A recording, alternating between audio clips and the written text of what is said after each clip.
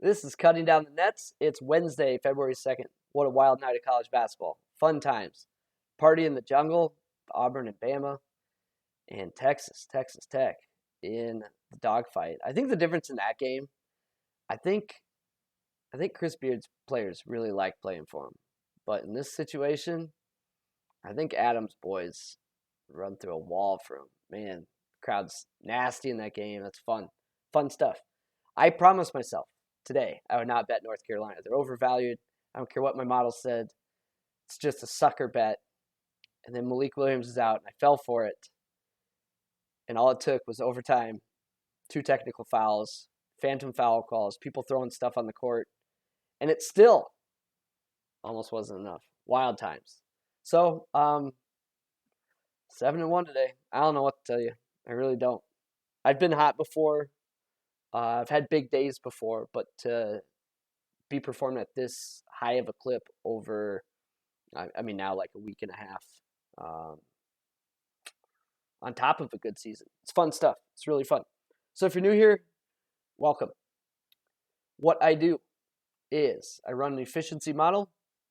I narrow that down to a pool of plays, and then I pick them apart and try to settle on the best of the best. So let's get to our Wednesday schedule. Some weird matchups. So, we'll just kind of get into it. If you're new here, what I'm looking for are games that show a possession or a value. So at least 3 points between the Paddy spread, which is the efficiency model, and the actual point spread. So in this case, Paddy has this close to a pick'em. The actual point spread is currently 4.5, and we know that Villanova is favored because there is not a minus sign here. So that presents 4.5 points of value. So I look at anything greater than 3, and I dig into it and make a decision. Orange means there's concern. Yellow means I'm waiting on something, and green means, yeah, I'm pretty comfortable with this. Let's go. Some of you watch these videos very late in the day. I post them always the night before, but the lines could be drastically different. So how to read this spreadsheet as I go through it is you compare current lines to what the Paddy spread was, and you would still want to be achieving at least 3 points of value. For example, we'll go down to this Drake-Indiana State game. I've got it close to a pick'em, and it's at 3.5. If for whatever reason, and this I do not expect this to happen in this game, this was 2.5 when you're watching the video or going to make your bet, at that point, I think the value's gone. So just keep that in mind. All right, we'll go through these games pretty quick because my pool is pretty small for Wednesday. Nova Marquette. Look, Marquette's been hot. The bull case for Marquette, I've said this on previous shows, is you have a new coach and you're being led by freshman playmakers. So if you're going to have a midseason surge where you just look like a different team than you did early in the season, that's going to happen with a team like this, not like a Wisconsin team that's been coached by the same person forever, a bunch of fifth-year seniors. They don't just go from like okay to elite, in the middle of a season. This is the type of team that can. However, I still agree that yes, they are overvalued in the market, and you see that with shot quality. 67th in shot quality, 95th shot quality offense. And if you want more information on shot quality or all the other factors that I will consider when handicapping, it's in the description of this video. But I think the story of this game is Marquette needs to turn the defense into offense with the turnovers and with the pace, and you just can't turn over Villanova's guards. On top of that, I think there's a edge for Nova on the boards. So this is a time where, no, I'm not betting the other side. I never, ever, ever do that, but I would sit this game out. Okay, yellow game. Drake at the Sycamores. Drake getting healthy, playing with a full complement of starters for the first time pretty much in a year and a half because they really dealt with injuries late last year too. Drake 91st in shot quality, the 7th highest offense in shot quality, which is astounding. And then Indiana State has dealt with a lot of personnel issues as well. They're 181st in shot quality. But this line stinks. It's fishy. And that's good for us because the data is also on the Indiana State side. But I think this line grows. I think it's not unrealistic to get up to 5. Um, so I'm on the Sycamores. I'm waiting for more points because I think they'll come in. Sticking in the Missouri Valley, we have Bradley at my alma mater of Northern Iowa, the UNI Panthers. Shot quality edge to Bradley here, and Bradley's been playing really well lately from an efficiency standpoint, and they're doing that without too much perimeter luck, which is a huge plus. The UNI defense has been super leaky. I mean, we're seeing adjusted defensive efficiencies well over 100 in like 6 of their last 7 games, something like that. So, I mean, you can look at their profile. Everything I look at is free data that's out there for everyone. More information on how I do what I do is on the pinned video of this page. So I'll be on Bradley in this game.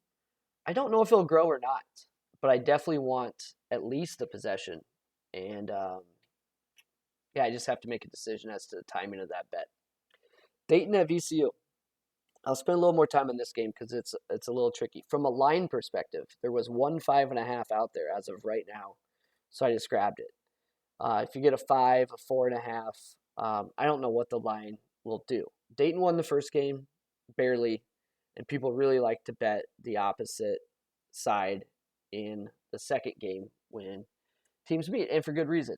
But here's the story on this game, and here's how I'm seeing it. Shot quality has these teams fairly even, with Dayton being a more balanced team.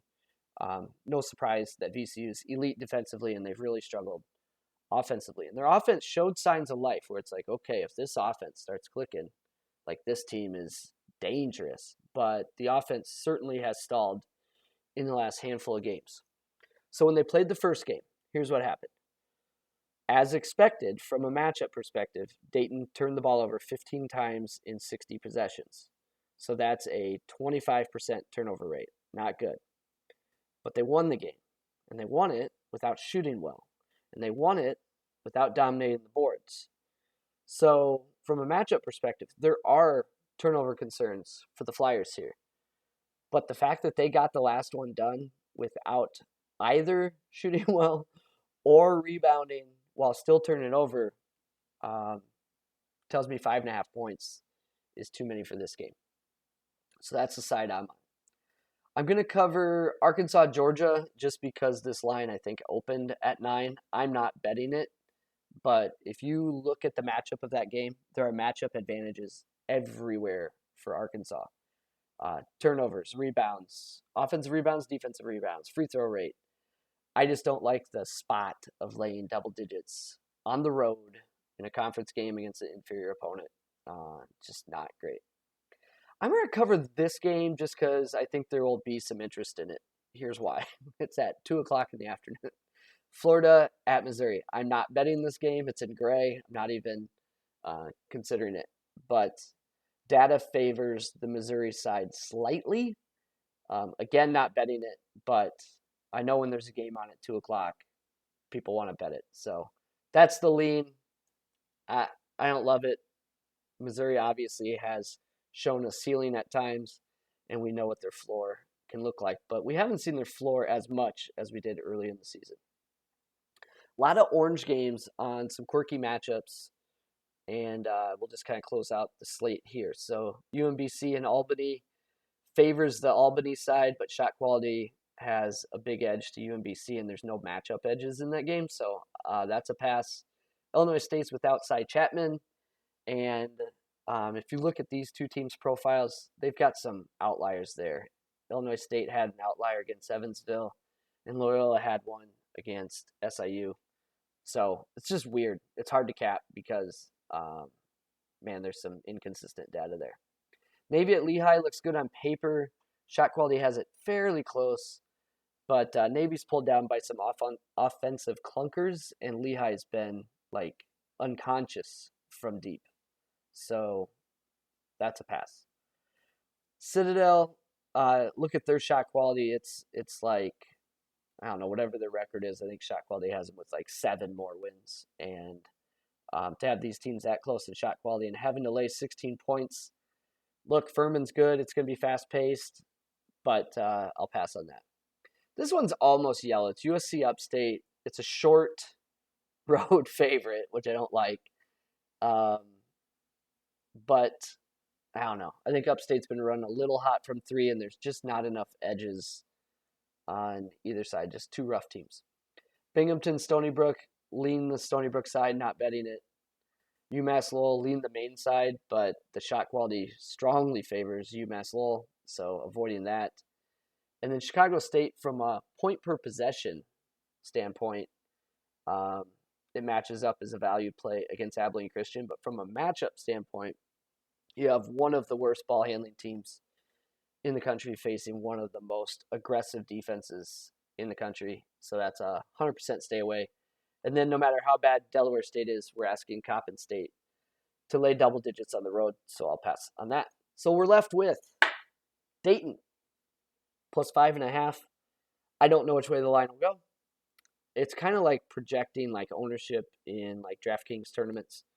Like you have to get a feel for what teams do people like, which ones paid off recently for people that they want to go back to, and which ones really let people down they want to avoid. So in this case, I think it's pretty straight up situationally. It's two good teams, and I would see this coming down, and that's why I grabbed a 5.5. But who knows? Bradley plus 3.5. I have to decide what to do there. It is at UNI, so people do like betting home favorites. I just want to make sure I get at least a possession and a half point and not be dealing with a worse number than that. So sometimes the greed of getting to 4 or 4.5 isn't worth it. Until you get to this next game, Indiana State, I do see it worth the wait because I think we will get a far better number. So that is Wednesday, February 2nd. Man alive. Just absolute fire lately.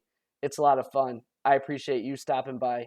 Ask questions in the chat. I've had a lot of questions recently about money lines or what about this game? Fire away, man. It's fun. I live for this stuff. Have a great night.